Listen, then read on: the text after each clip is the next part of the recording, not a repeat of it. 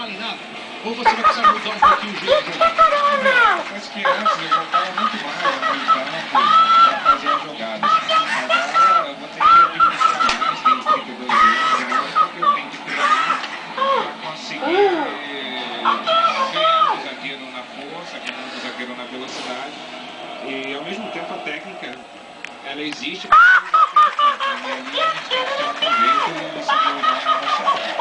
A gente vai começar mais o jogo inicia. Nós temos agora no tempo corrido, no jogo que nós estamos jogando, há 8 minutos de jogo, ficou mais ou menos 4 minutos com a bola parada aqui no Pacaembu. A chuva deu um sossego, continuou chovendo, mas o vento diminuiu e está novamente chovendo. Corinthians e Estudiantes 0-0 no placar.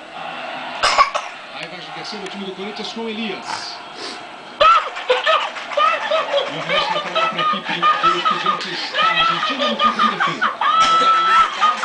Essa paralisação, todos os jogadores do Estudiantes aproveitaram para trocar as chuteiras e colocar as rodas no mar.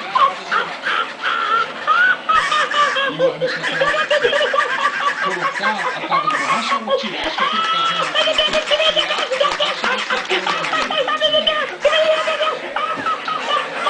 o árbitro está cobrado por Jorge Henrique. Outra novidade do Corinthians, recebeu, fez o cruzamento, a zaga continuou, conseguiu tirar, tudo pega o rebote. Com o André.